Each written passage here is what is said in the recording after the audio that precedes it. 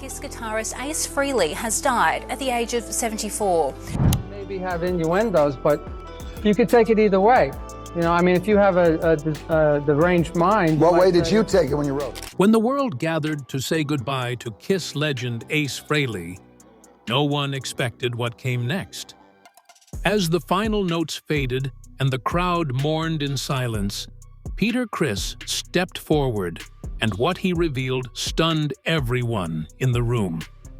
Artists that influenced me as I was growing up as a teenager and learning how to play guitar. This wasn't just a farewell. It was a revelation that changed everything we thought we knew about Ace Frehley. The final chord. The night was quiet in Morristown Studios, broken only by the hum of amplifiers and the faint hiss of a recording mic. Ace Frehley had been there for hours, locked in that familiar trance that only music could bring him. He was 74, but the energy in his fingers and the passion in his heart still belonged to the young man who once made the guitar roar like thunder on KISS's biggest stages. The room was littered with empty coffee cups, half-eaten snacks, and tangled cables, a typical Frehley workspace. According to his studio technicians, Ace had been pushing himself too hard. They said he often worked for 8 hours straight, stopping only for a sip of strong coffee before diving back into the music. He told them he wanted his new project to prove that he still had the power of his 20s. That night, he was testing a new riff, adjusting the amplifier as he had done thousands of times before. But this time, fate had something different planned. He suddenly lost balance and fell forward, striking his head. At first, no one thought it was serious. He laughed it off and said he was fine. But within hours, his condition worsened. The team rushed him to a nearby medical center, where doctors quickly discovered a brain hemorrhage caused by the fall. They performed emergency surgery that lasted several hours, and for a brief moment, it seemed like he would recover. His family stayed by his bedside, playing his music softly in the background, hoping it would give him strength. Over the next 2 days, his health began to decline rapidly. The doctors explained that the pressure on his brain was worsening and that he might not recover. By mid-October, his loved ones faced an impossible choice. They were advised to prepare for the moment when life support might be his only connection to the world he loved. In the early hours of October 16, 2025, the monitor beside his bed went still. Ace Frehley, the man who once made the world believe that guitars could breathe fire, was gone. His representative later said in a short statement that Ace passed away peacefully, surrounded by his family and the music he loved. The news broke across the world. Fans mourned, and his old bandmates expressed their grief. Gene Simmons called him a true warrior of the guitar. Paul Stanley said the loss went beyond music, and Peter Criss called him the electric heart of KISS. The silence that followed was heavier than any note Ace had ever played. His passing left not only a void in rock music, but also a mystery that no one could yet explain. But as mourners gathered for his farewell, something at his funeral would soon shock the entire world. The secret recording. The first sound that came from the speakers wasn't what anyone expected. It wasn't a KISS riff, not the thunder of drums or a wall of electric guitars. It was a gentle acoustic melody, slow, emotional, and haunting. The room fell completely silent. Everyone leaned forward, unsure of what they were hearing. Then came a voice that made hearts stop. It was Ace Frehley's. But he wasn't singing. He was speaking. His tone was calm, filled with warmth and reflection. "This is for the only person who understands me outside of music," he said. Those words echoed through the hall like a whisper from beyond the grave. Some of the guests exchanged glances, wondering who that message was meant for. Others just closed their eyes and listened, realizing they were hearing something private, something Ace never intended for the stage. The woman at the podium kept her head lowered. She explained softly that this recording was not part of any official album. Ace had mixed it himself using old analog equipment, away from the record labels, away from the pressures of fame. He had told her that, when the time came, she should let it play. And that moment, she said, was now. The melody carried the unmistakable touch of Ace. Clean, simple guitar notes, layered with emotion rather than technique. It felt raw, real, and deeply human. Some guests wiped away tears. Peter Criss sat frozen, his hands clenched, his face pale. To him, Ace's voice was both comfort and pain, a reminder of the brotherhood they once shared. As the recording continued, there were no effects, no backing vocals, no heavy drums, just a man, his guitar, and his thoughts. The song ended with a brief silence, then one final sentence. Ace's voice returned, softer this time, as if he was leaning close to the microphone. "If you're hearing this," he said, "you already know the truth." A shiver went through the room. What truth was he talking about? The woman said that Ace recorded this piece during a sleepless night after he refused to return to the stage with his old band. He had told her he needed to create something personal, something that belonged only to him.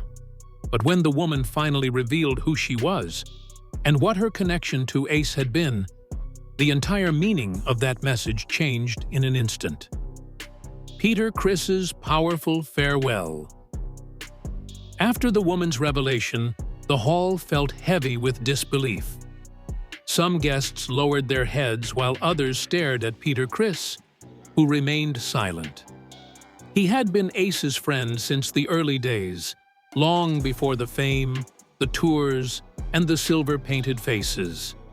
Theirs was a brotherhood forged not by contracts, but by chaos, laughter, and the shared dream of conquering the world through rock. When Peter finally stood to speak, the room quieted again. He placed his trembling hands on the podium and looked at the photograph of Ace beside the coffin. His voice cracked at first, but then it grew steady. He said that Ace wasn't just a guitarist, he was the spirit that turned their music into magic. He told the mourners that Ace could take a single note and make it sound like a whole universe. He was the electric heart of Kiss, Peter said, his voice filled with emotion. He reminded everyone that Ace was the one who brought danger and life to their performances, the spark that lit up every stage they walked on. As he spoke, Peter seemed to travel back in time. He talked about the smoky clubs in New York where they first played, the long nights on the road when they had little money but endless dreams, and the moments when they laughed until sunrise after yet another wild concert. He said that Ace's laughter was something he would never forget. It was loud, contagious, and full of mischief. He was unpredictable, Peter said, but that was what made him Ace. Then, after a long pause, Peter took a deep breath and added something that caught everyone off guard.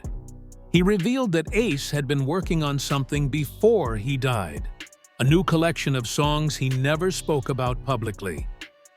Peter said that a few weeks before the accident, Ace had called him late at night. They had talked for hours about music, life, and how tired Ace had been feeling. During that call, Ace told him that he was working on a piece that would show his fans who he truly was beneath the makeup and the fame. Peter had thought it was just another idea, another late-night burst of inspiration. But now, standing beside his coffin, he realized Ace had been preparing something far greater. Peter wiped his eyes and smiled faintly. He said Ace never chased trends or fame. He only chased truth in sound. As he stepped away from the podium, he whispered, "You did it, brother. You really did." The crowd erupted in gentle applause, but beneath their admiration lingered a burning question. What was the project Ace had spoken of? What had he been creating in those final days that no one else knew about? The eternal legacy. When the engineers played the last track of Goldie Star one more time, they decided to isolate the background sounds to better understand the faint whispers. As they filtered the noise and amplified the final seconds, something remarkable emerged. Beneath the gentle hum of the guitar, Ace's voice could be heard once more. It was quiet, almost ghostly, as if he were speaking from another world. "If you hear this," he said, "remember, freedom was my only stage."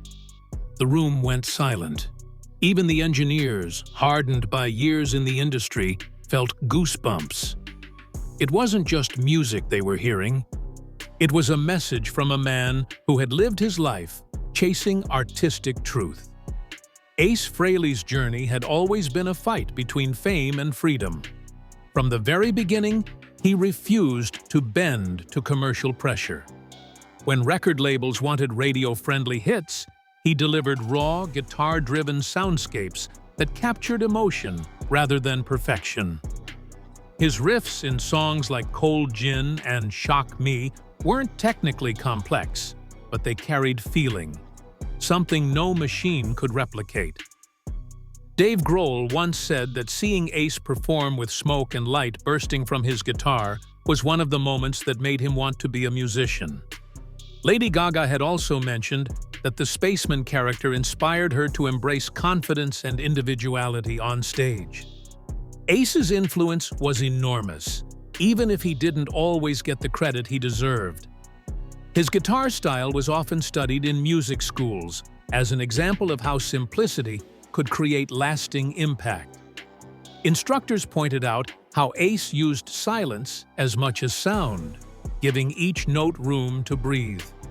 His legacy lived on, not only through his fans, but through the many artists who called him their inspiration. Tom Morello once said that Ace taught him that one perfectly placed note could mean more than 1,000 complicated ones. Ace Frehley's life was not perfect. He faced personal battles, addiction, and disagreements, but he never lost himself to them. His daughter Monique, now the guardian of his archives, promised to preserve his music exactly as he left it. The guitars, the tapes, the memories, all remain untouched. A frozen moment of brilliance. What do you think Ace Frehley's greatest legacy truly is? Share your thoughts in the comments below.